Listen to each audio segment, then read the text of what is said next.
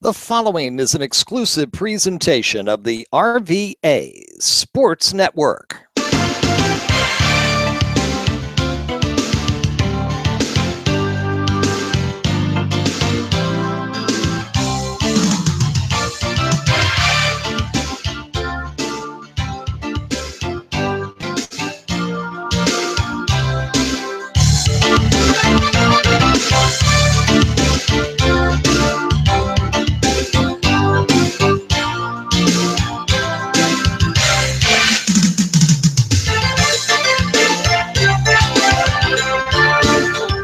Come on in, everybody. This is where we can let our hair down and just kind of talk football for a while.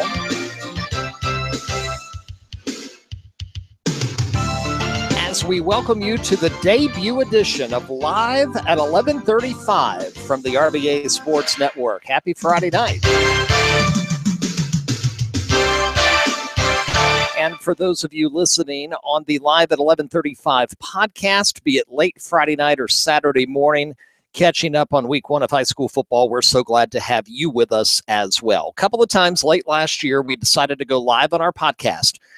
Number one, so it would shorten the turnaround time because sometimes we couldn't get our podcast done, produced, and up and running until after 1 o'clock in the morning. And by then, most people had said goodnight. And so we decided, well, why not try doing it live, record it while you do it, then people can listen if they want to the following morning.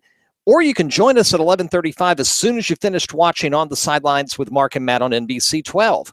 So we've hopped into the chat room. We've got that open for you. If you have questions about tonight or about high school football in general, send them to us. Be nice in the chat room. Twitter poll number one is already up at the RVA Sportsnet on Twitter. And that is, who had the most impressive win tonight?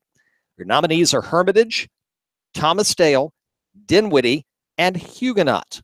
Once again, Hermitage, Thomas Dale, Dinwiddie, Huguenot. Those are your nominees for most impressive win tonight on Twitter at the RVA Sportsnet. Voting is only open for 1 hour. It will close at 12:35. We're going to get, one more question up tonight as well as time permits. Well, usually we start our conversation with what's going on with our game of the week, but it's kind of hard to ignore the game that took place at Crider Stadium tonight on the campus of Highland Springs High School. And that, of course, being the week one showdown, third consecutive year that these two teams, and again, I said this on our Game of the Week broadcast, kudos to schools that have no problem scheduling very difficult non-district schedules. Meadowbrook has done it. And, some years people have said, well, why does Meadowbrook do that? Because all they end up doing is going 0-3, and then it hurts them trying to get into the 5 playoffs. And I'll tell you something, fans. I've seen teams that have loaded up their non-district schedule those 3 weeks with some cupcakes so that they could get 3-0 before they go into their district play. And I've seen it backfire on many more than one occasion. I think as a head football coach, I would rather be 1-2 or 2-1 going in to my district schedule, but having played top competition than scheduling what conceivably should be automatic W's. Hermitage has now done that more so than anybody else, as they have been able to shed a little bit of their Colonial District schedule. And to talk about Hermitage's schedule, and I'm going to bring it up here at it a bit. They start with Highland Springs. They go to Highland Springs tonight, and they get the win, 14-9. Yeah, many times across Twitter this summer, Mateo Jackson, linebacker, has been blessed to be able to announce different offers that have been coming into him on college. Well, he did not hurt himself tonight with the great play, the interception in the end zone. Was it an athletic? No. Was it kind of thrown to him? Yes, looking at the highlight on NBC 12 tonight. But you have to be there and you have to be in position. It's the final seconds of the game. You know that if they score, they win. And Hermitage has seen that song and dance at Crider Stadium before in the last 2 years. And so Johnny on the spot, Mateo Jackson makes the big play. And the Hermitage Panthers escape with a 14-9 win. But the thing I really enjoyed the most hearing tonight on the sidelines, I thought the most prevalent notice or quote of the evening was from Hermitage head coach Patrick Kane, who basically said he loved the effort that he saw between the whistles.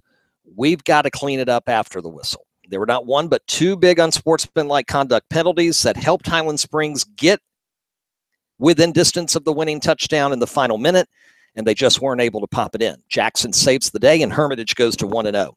14-9 the final. Now, as you probably know, we do not predict games. We also do not prognosticate. You know, there's a lot of people here in the Richmond area, Times-Dispatch for decades have picked games in their Friday paper. No problem. They choose to do that. That's fine. I've just never felt comfortable doing it for two reasons. Number one, who really cares about my personal opinion? I can offer it, but I've got an opinion, and so do 300 and some million other people in the continental United States. And number two, I've always been hesitant to do it in terms of the game of the week that we call, because I feel like then people believe that I would be going in with a bias one way or the other. But I will tell you, I can reveal it now that the game is over. Had you stopped me on the street this week and said, Hermitage Highland Springs, Rob, who you got? I would have said Hermitage. And the reason why I would have said Hermitage is very simple. And that is the defense coming back. 7 defensive starters. And when you are able to have that advantage, the first week of the season, when it's going to be hot, it wasn't hot and humid tonight, but we still had quite a bit of cramping going on at the Monacan Hanover game. But August football means more than that. It means usually a lot of mistakes, a lot of sloppiness, a lot of penalties. And we saw that Hermitage Highland Springs, Matt tells us, over 30 there. At our game tonight, Monacan Hanover, well over 20. So a lot of sloppy football gets played this time of year, and understandably so. Some of these teams have only been together a few weeks. It's only a certain amount of time you can practice, certain number of hours you can practice in a day before the season gets going. So there's a lot of cleanup that every coach in the region, with the possible exception of Billy Mills at Dinwiddie, but I have a feeling he will find things too that he will talk about to his crew, even after their demolishing of Denby tonight. Areas you can improve on. You can always improve. You can always get better. There's always a blown assignment, a missed block, a bad penalty, a badly run route. Quarterback doesn't make his progressive reads. And you can look at that on film over the weekend and get with the kids and say, hey, okay, got to clean this, got to do that, because you know that the things you see in week 1 that didn't work, no matter how well you played, you're going to need them to work in week 9 and 10. And if you're blessed to be there in week 14 and 15. And of course, the ultimate is to get to week 16, which would be a state championship game. So a lot to work on for guys out there. But yeah, Patrick Kane put it best when it comes to Hermitage tonight and the unsportsmanlike conduct penalties that almost cost them the win. Got to get better after the whistle. Got to keep your composure. We saw that with Meadowbrook Thursday night on our first game of the week broadcast, and we saw it to a much lesser extent tonight. Monacan Hanover wasn't that bad. It was more on the field penalties, holding calls, and ineligible receiver downfield that negated a 2-point conversion for Monacan early on. Did they end up needing it? No, but will they need it in the first round of the playoffs? You darn tootin' they will. So those are the things that have to be cleaned up. So no surprise that week 1 was kind of sloppy. But man, I would have said, if you'd asked me before the game who wins, and I would have actually told you who I thought would win, I thought the advantage was for Hermitage because of their defense. And in a defensive struggle with a whole lot of sloppy play, Hermitage comes away with the win 14-9. Now, these two teams meet again in the postseason later in November, whether at Chester Fritz or Vic Crider Stadium. And it's probably a higher scoring game because the offenses are just more prolific by that point. 2 years ago, when they met in the state quarterfinals, more points were scored in that game that were in the week 1 game. And for Hermitage, this is the second time in 3 seasons that they've gone to Highland Springs regular season opener and won. The road team has won that game each of the last 3 years. Think about that. Hermitage won at Highland Springs in 15 and 17. Highland Springs got the win last year. Highland Springs' only loss last year was third game of the year to Meadowbrook, 8-7. So Hermitage goes to 1-0. You'll notice I'm not quoting numbers in a poll yet because the new and the first NBC 12 RBA Sports Network Big 12 high school football poll debuts on Monday. We made the decision to wait not to release a preseason poll because not everybody's playing this week. There are several major teams that do not play this week. They start next week, Manchester among them. And between those of us who vote in that poll, we determined that we're just going to let things lie and see what happens the first Friday night in the trenches. And we're playing this evening, and we'll have the first poll of the year coming up on Monday evening, as for some reason my microphone level went down there. And now I've got it back. So let's talk football final scores from tonight. Again, join us if you're listening live in our YouTube chat room. Feel free to throw a question our way there. If you want to throw a question to us on Twitter, it's at the RBA Sportsnet. That's at the RBA Sportsnet. And again, first poll of the night on Twitter at the RBA Sportsnet. It's most impressive win tonight. Hermitage, Thomas Dale, Dinwiddie, or Huguenot. Now, why did we choose these 4? Well, first, Hermitage with the 14-9 win at the Horn over Highland Springs. Defense holds. Thomas Dale plays Cosby, hosts them in their traditional opener, and wins 45-0. 187 yards of rushing offense for Chris Tyree, who's going to be very he's already special. He's already made his mark in football, making his mark in track. The Battle of Chester next week. Thomas Dale, LC Bird. Dale's got a good shot. They really do. Dinwiddie, 70-0 winners over Denby. It was 56-0 at the half. Talk about all cylinders early. And now I know Dinwiddie's a better team than Denby. I get that. But 70-0 right out of the gate. I think that Kavan Pope and the rest of the team stewed a lot about that loss at Zabel Stadium last December when they just ran out of time. They basically fell a play short of winning the state championship. And I think it has motivated them. And they came out tonight just searching for a hot start, and they got it, and they served notice. And Huguenot. Nobody's talked about Huguenot in the offseason. Nobody. And it's been a while since they've had a really good year. And I don't know if they'll go 500 or not, because I know that they have a big Dominion District schedule. They got to play Bird, Manchester, and Monacan. It's tough. But Huguenot has quietly gotten better in the athletics department in terms of pure athletes on the field. You know, a lot of times teams that go 3-7, 2-8, 1-9, they've got 2 or 3 really good athletes, and then they have a lot of kids that are playing football, and there's a difference between the two.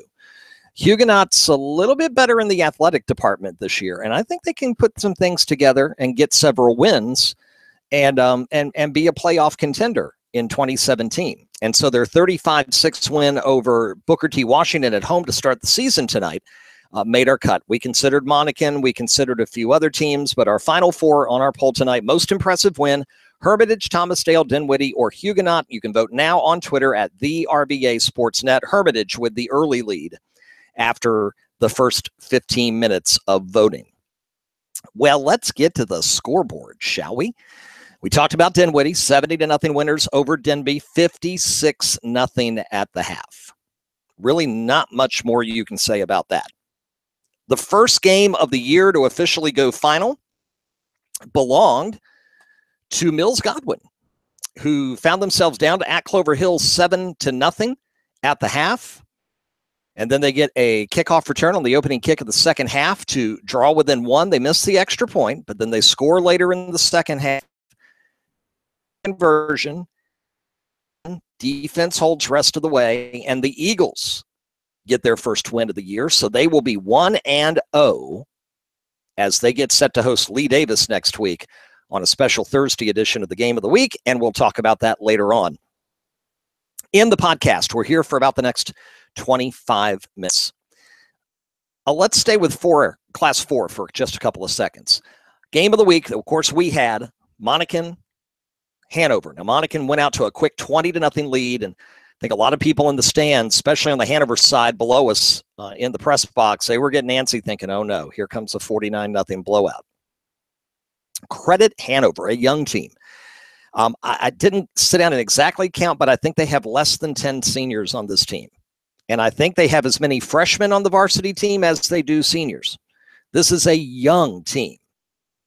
Couple of things about Hanover that struck me tonight. Number one, they're better up front, and that's where Hanover always puts its bread and butter. You know, Sam Rogers and before him, Josh Wells, both of them now in the NFL, could make plays because they were athletes.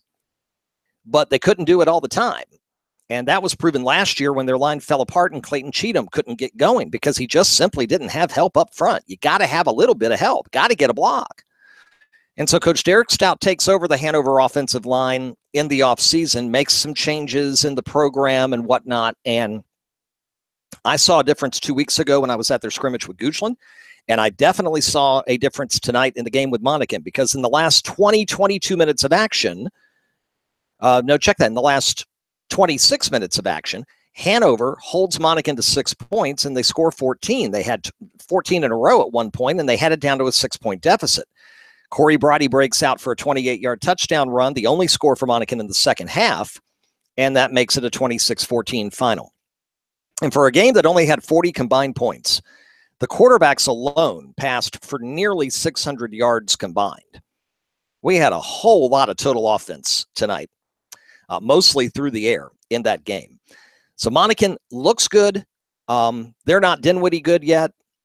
Not to say that they won't be. They can be. They're going to have to rely on several key players. Isaiah Reeves really impressed me tonight on both sides of the football. He's going to be key this year, along with Flood, of course, and Bridie as well. Martese Phipps didn't quite have the impact tonight. Hanover kind of muted him for part of the game. He had a couple of big plays, but obviously he'll be heard from before all is said and done. Monacan's going to be very good this year, and they can make a run in 4. They need some improvement if they want to be able to go to Dinwiddie or host Dinwiddie and try to get past Dinwiddie so that they can once again try to get closer to the state championship where they came so close a few years ago in that Lake Taylor game. So Monacan tonight, they were good, and I see the potential for them to be very good, but I also see a lot of work to do because, again, we go back to August football. For Hanover, I see a lot of talent. I see a lot of future. And because they're going to start their lineup here non-district, they used to play the last 2 years, they played Dinwiddie, Tucker, and Hopewell. Excuse me. They got rid of all 3 of those teams, and they put up Monacan, Massaponax, who's a huge power in Class 5 up north in Fredericksburg, and Mills Godwin, who's an upgrade over Tucker. So Hanover's schedule is arguably as hard or harder non-district this year. And they may come out of it 0-3. They may come out of it 1-2. But they still will come out of it a much better team than they were last year and a team capable of winning probably any game left with the possible exception of Highland Springs. And I say that with a bit of a caveat because I didn't get to see Highland Springs myself tonight. And Hermitage held them to 9 points. And there's a lot of changes over at Highland Springs, too. They lost so much. People don't realize so much was lost in that class of 2017. And Highland Springs is going to be very good, but it's not going to be a case like last year where they had so much coming back from the 15 championship that they could just push the button and kind of move forward and continue on. So Class 4, Dinwiddie, class of it right now after a week. Monacan's good. Louisa, going to be good. They take care of Cortland tonight at home, 41-7. So you got to keep an eye on them. They're going to run an emotional roller coaster this year with their coach retiring at the end of the year and the physical battles that he has gone up against. Eastern View is still in that class 4 Region B situation. They got a big win tonight on opening night. So we have to keep an eye on out-of-town teams that are not as many as we used to, but there's some out-of-town teams we have to keep up with all season long so that we kind of have an idea of what may happen postseason. Now, as opposed to that, let's go to Class 6 Region B where there are only 8 teams, and so they're going into the regular season knowing they're going to make the postseason. Now, that's weird. And it's the only region with a team in the Metro Richmond area that has that situation. Class 6 Region B consists of 8 teams, and 5 of them are in Chesterfield County. Manchester, who was idle tonight. Thomas Dale, who got a big win, 45-0 over Cosby. Dale 1-0, Battle of Chester against Byrd next week. Then you've got 3 teams that fell tonight. James River loses to Riverbend 39-14. They were in the game until third quarter, and then Riverbend pulls away in the second half for the win. Rapids are 0-1. We mentioned Clover Hill, who led for most of the game, but then lost to Mills Godwin 14-7. Cosby lost as well. Only Class 6 school to win in Richmond tonight, Thomas Dale. And Manchester gets started next week. So all of the teams know they're going to make the playoffs because 8 come out of the region. And there are only 8 teams. So the coaches, they can't reach into their pocket and go, guys, this is a must win so we can get into the playoffs, because that situation's already been settled unless the Virginia High School League does something screwy and with, putting other teams from other regions to try to even it out or whatnot. And I haven't heard of that, and I don't think it's going to happen, but we've seen stranger things before. But anyway, the way it is right now on paper, all 8 teams are going to make the postseason. So the season is about getting as many wins as you can, getting your team prepared, trying to stay healthy, and playing to play at home. And so Thomas Dale with the advantage early. Manchester on the sideline tonight, waiting to get in. They'll get started 1 week from now. And Manchester should be very, very, very, very good this year. Did I say very? Yeah. So big winners tonight. Hermitage over Highland Springs. Monacan beats Hanover 26-14 on our game of the week. Nice comeback win for Godwin. 14-7 over Clover Hill. Douglas Freeman gets up early at home and takes care of Midlothian. 41-21, the final score there. Douglas Freeman, tired of winning 9 and then losing to Hermitage and then finding themselves in that 4-5 situation. Last year, they won in the first round at home against Lee Davis. The year before that, they lost in the first round. They went 9-0 and finished 9-2. They aspire to at least get to a point where they could beat Hermitage. And we'll see what happens as the season rolls on. But good win for Douglas Freeman tonight. Good win for J.R. Tucker. They beat Caroline 41-6, so the Tigers are 1-0. Caroline 0-1 hosts Patrick Henry on our game of the week when we join WHAN Radio next Friday night for our 16th season of Friday Night Football. So West End schools have played tonight. Good job. Mills Godwin gets the win. Hermitage gets the win. Douglas Freeman gets the win. J.R. Tucker gets the win. Deep Run was idle. Glen Allen was idle. Henrico and Varina were idle. The only team in the county of Henrico to lose tonight, incredibly enough, Highland Springs. In Chesterfield, we mentioned Manchester starts next week. Monacan gets a win. Meadowbrook, Midlothian lose this week. Byrd and Thomas Dale get wins. Cosby, James River lose this week. It's kind of a split week in there. Hanover, only one team played, and that was Hanover, and they fell by 12. In a good effort, though, against Monacan. They get a bye week, and they go to Massaponax in 2 weeks.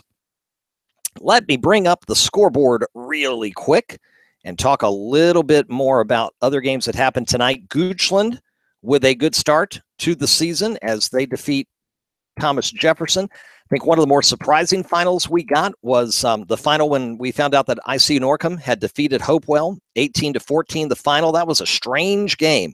Ronnie Walker burst out a 79-yard touchdown run, first play from scrimmage. Hopewell takes the lead. Then Norcom scores their 18 points. And then Walker busts another one from 70+, and it was 18-14. And then no one scored again. And so Hopewell 0-1 on the season, which a lot of us did not expect to see happen. But they've got plenty of time to bounce back in Class 3. That's for sure. Mentioned the Huguenot win over Booker T. Washington. We mentioned Riverbend beating James River. Charles City gets a nice win over Cumberland tonight, 28-18. Wildest game of the night probably belonged to King William and Prince Edward. King William had the lead at the half. Back and forth they went, and they end up scoring 98 combined points. Prince Edward wins 52-46. That sounds like a high school boys basketball score, to be honest with you. Prince Edward gets the win by 6 points, 52-46. Cavs are 0-1. So down in Class 2, Goochland gets a win. King William gets a defeat. Have not heard what happened with Amelia tonight. 3A, Hopewell with the loss, but I'm sure they will bounce back from that. Now, Region B of Class 5, what we used to call 5A South, which I kind of refer to as the region of death. Because if you're not Hermitage, Highland Springs, or LC Bird, you're trying to break into that triumvirate. And it's been all but impossible the last 7 years. This decade has belonged to those three teams. Hermitage to the state championship in 2010, the state semis in 11. LC Bird wins 3 titles in a row from 12 to 14, and then Highland Springs wins the last 2 between Group AAA and what used to be called Group 5A, and it's now called Class 5.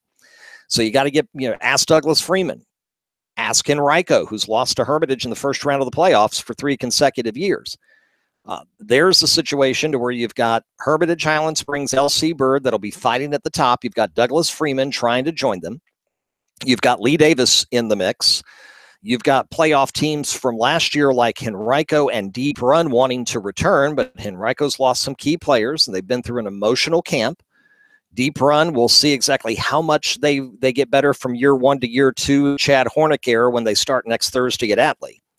5-5. You got to be 5-5 if you have a prayer to be the 8th seed in that Region B. Atlee is back in it after 2 years being away up north. You got Prince George, you've got Meadowbrook, who's 0-1. You've got Varina, who's chomping at the bit to get back into the postseason after missing it for the last couple of years. Matoaka wants to get back in the postseason. That is just a gauntlet among gauntlets, and I haven't even mentioned, the teams trying to get back on the upswing in the West End, like Tucker, who won tonight, and Glen Allen, who start their season next week against Monacan. If you get in the top 8 in that 15-team region, you've already accomplished something. The problem is if you somehow can't vault over one of the big 3 and you're not the 4 or the 5 seed, you have to go to one of the big 3 in the playoffs in the first round. And at some point, somebody's going to break through. One of those top 3 teams is going to slip a little bit. Another team is going to be ready to take over. It happens. 10 years ago, Varina had the best of Highland Springs, and Varina was part of that triumvirate. It was Varina, LC Bird, Hermitage. And then Highland Springs took over. Who will be the one that finally slips? Who will be the one that's finally able to get back up there? Going to be a critical year, I think, for Stu Brown and company over at Varina. With your arch rival winning the last 2 state championships, I'm sure that there is pressure to get them back into the postseason and get them playing Varina football. And nobody feels more pressure than Coach Brown. Great guy, excellent coach. I walk into Varina last year during a basketball time in the playoffs. I get there excessively early for broadcasting, so I have to set up all the equipment and everything. Who's in the gym with the huge broom sweeping the gym floor before they ever let the public in? Football coach Stu Brown. That's just the way it is in the life of high school. I'm thinking Varina is going to bounce back this year. I think they've got the weapons, they've got the guns, and they're going to have the desire. There's no doubt about it that they are tired of this drought, and they'll get their season started next week as well. So that's what happened tonight in high school football. Now let's talk a little bit about what's coming up next week. Week number 2, we'll have a lot of games on Thursday. We'll have a few games on Friday. And then we head off to the holiday weekend. First, let's talk about our 2 games. Thursday night, our final online exclusive game, which will pit Lee Davis and Mills Godwin, will be live at Axel Stadium. Godwin will come in 1-0. Lee Davis, it's their season opener. We'll start at 7:15. It's a rare 7:30 kickoff on the north side of Richmond. So we'll go on the air live on our YouTube channel Thursday night at 7:15. And then Friday night, we're up in Caroline County, Caroline High School. First time we've ever broadcast a game of the week from there. We've had Caroline on, but they've always been on the road team. Patrick Henry with new coach Keith Braxton, their first game of the year. And we'll start at 6:30 on WHAN 102.9 FM, 14:30 a.m., online with rvasportsnetwork.com and hanovercountysports.net, and also on the TuneIn radio app and the Next radio app. You just search 102.9 FM Richmond, and we will be there waiting for you next Friday night, 6:30, the pregame show, the On the Sidelines pregame show, powered by Sheehy Ford of Ashland. Thank you so much to Sheehy Ford of Ashland at SheehyFortAshland.com for being our title sponsor of our pregame show and our Game of the Week coverage again in 2017. And as you'll noted in the games we had this week, we welcome aboard our friends at the Virginia Farm Bureau, who are sponsoring our Virginia Farm Bureau in-game scoreboard updates all season long throughout the Game of the Week and on Twitter. They bring you the in-game updates while you're listening to our game. We keep you posted on the scores from other games from throughout the RVA. So Lee Davis Mills Godwin Thursday night, online exclusive at 7:15 on our YouTube channel. Friday night, WHAN radio and online, Patrick Henry Caroline, and we take to the air at 6:30. Thursday night games. Deep Run starts their season on the road at Atlee. Atlee lost a bunch to graduation. Have talked to head coach Matt Gray. We'll have my preview article on Atlee, Lee Davis, and Patrick Henry coming up next week in the Herald Progress before they start their seasons. Will they have enough coming back so that the youth experience, the youth movement at Atlee can grow up and grow up fast? One thing I've noticed about Atlee in the last 2 years, the numbers are down. They don't have as big of a roster. Therefore, they are much more prone to being in trouble if the injury bug hits. There have been years where they've had 3 great running backs. That may not be the case this season. They got Tyler Warren back at quarterback, the sophomore. We'll see how much he's expanded his game. So Atlee hosting Deep Run. Our Taylor Luck, Taylor RVASN on Twitter, will be there live with updates on Thursday night. We'll be at Mills Godwin for the Lee Davis Mills Godwin game. Also Thursday night, Glen Allen goes to Monacan, home opener for the Chiefs, 1-0. And that is the first game of the year for the Jags. Head coach Salvatore Camp in his second season there at Jaguar Nation. Meadowbrook, coming off the loss at home to Byrd, goes to Varina. First game of the year for the Blue Devils. That one we may look back on in November and go winner in, loser out, unless one team has a breakthrough season. So I'm really marking that one on my calendar for next week on Thursday evening. Very anxious to see how Varina does at home against Meadowbrook. Also on Thursday night next week, Matoaka begins their season. They go to Cosby. Cosby, kind of a unusual situation there. The team has got to be unbelievably happy because they've got their head coach, Pete Metasio. He battles cancer. He battles illness. He wins the battle. He's back on the field with them. Tonight, they laid an egg, 45-0 at Thomas Dale. But Thomas Dale is going to be very good this year. So that's not excusing Cosby, and I know Coach would never excuse it. But they have a chance now to go home, regroup, and get a solid win over a Matoaka team that's trying to bounce back from missing the playoffs last year. That's at 7:30. Midlothian 0-1 goes to Powhatan for their season opener, also at 7:30 next Thursday night. Those are the Thursday night games, the 31st. September 1st on Friday. Patrick Henry at Caroline's our game of the week. Henrico starts their season at Chester Fritz against Hermitage. And those two teams, there's not a lot of love lost between them. There are 3 playoff games here the last few years. There's been some talk and whatnot, so hopefully they'll keep it just in the field of play. But Henrico at Hermitage next week, and I know Coach Kane is going to be talking all week long about what you don't do after the whistle. Henrico, a penalty-prone team. They lose their quarterback who transferred. They lose their best defensive player who transferred. They suffer a loss in the team through a tragic death early in the month. That's a lot for a bunch of kids to go through. And please remember, when we're talking high school football, we're still talking about kids. I know they're 15 to 17. I know there are a lot of them bigger than me. I get it. But I understand also the maturation development. And so it's Henrico could use this to vault itself, or it could be a difficult season. I'm hoping for their sake it's the former. Henrico at Hermitage on Friday. Highland Springs back at home. They host Woodside. And what Highland Springs does not want to do is start at 0-2. Because 0-2, let's say Hermitage wins next week. Let's say Byrd beats Thomas Dale. If Highland Springs loses and suddenly they're 2 games behind those 2 teams, it probably won't be a year where their Capital District strength allows them to outpoint them and get the home field advantage in the postseason, which was so big for Highland Springs in their championship runs the last 2 games. Manchester finally gets going. They go up to Riverbend. That's where James River went tonight, and they lost 39-14. So I would not chalk up an automatic win for Manchester here. Riverbend is going to play them tough. Riverbend wants to be a factor in Class 6 Region B. It's a tough test. It's the first game, and Riverbend will have a game in hand. And a lot of coaches will tell you there's significant improvement between week 1 and week 2.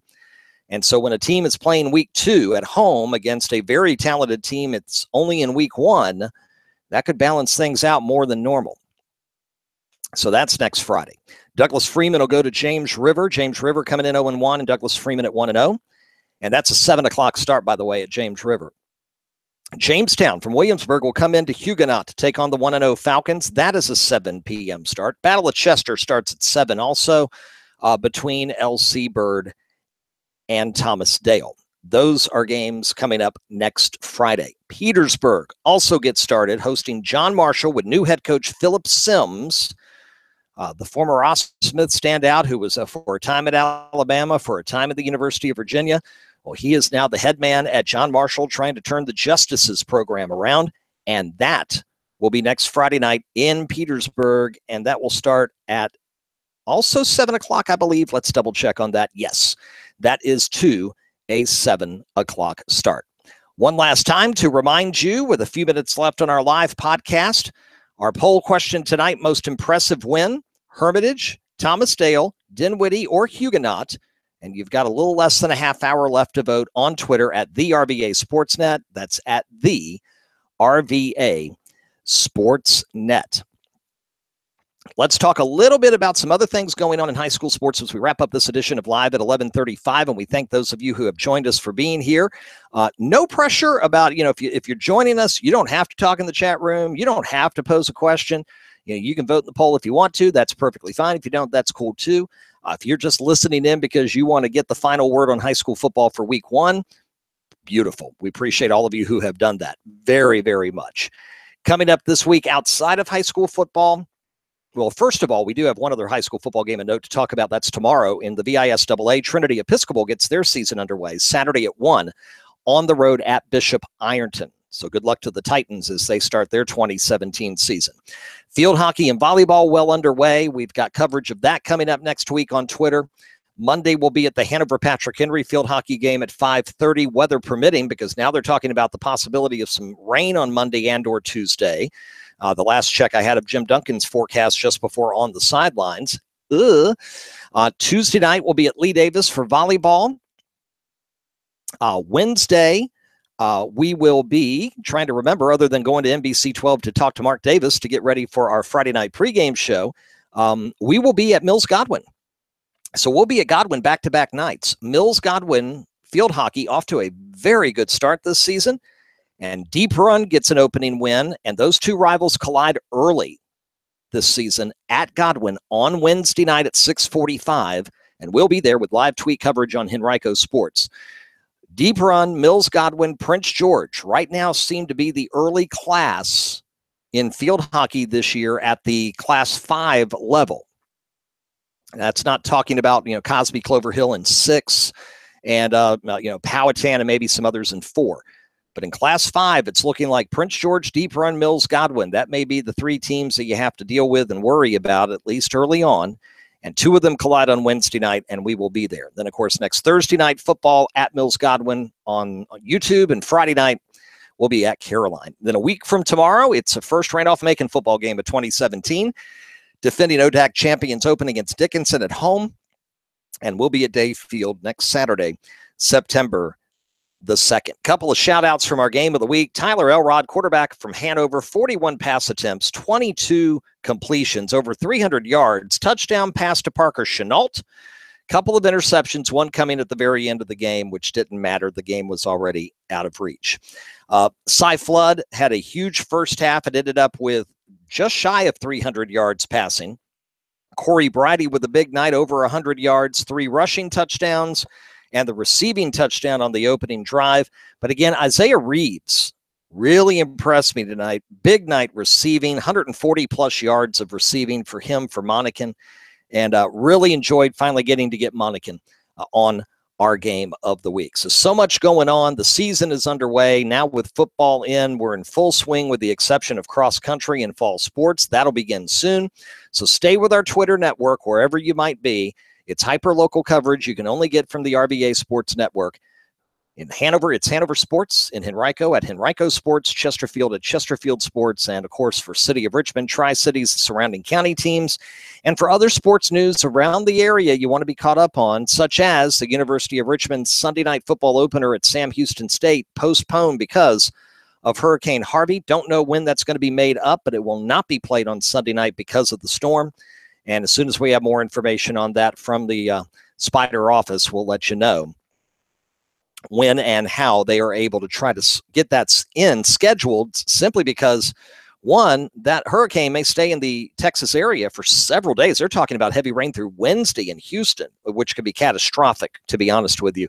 And our thoughts and prayers are with everyone down in Southeast Texas tonight. That is not going to be, it's going to be a horrible situation, probably not for days or weeks, but possibly months to come. And our prayers are with them all.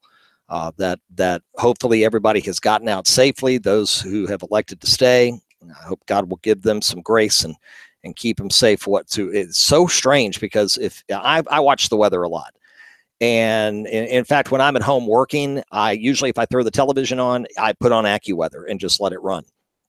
And what's been so crazy about Harvey is that it was a tropical storm. It looked like it was going to head into Mexico, and then it became disorganized, and we thought, okay, well, it's done.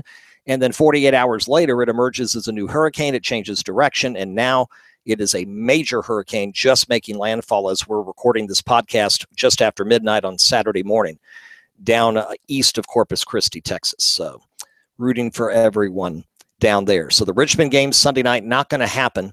And those are the types of stories we keep you posted on at the RVA Sportsnet on Twitter. And you may have noticed that we had a couple of changes in our website situation over the summer. We've decided to consolidate there, as we want everybody to go to rvasportsnetwork.com. We do continue to have our HanoverCountySports.net, which was our original site 13 years ago, is how our website business was born a long time ago in a galaxy far, far away. So we have those two websites still up and running, and we're putting more resources into our social media.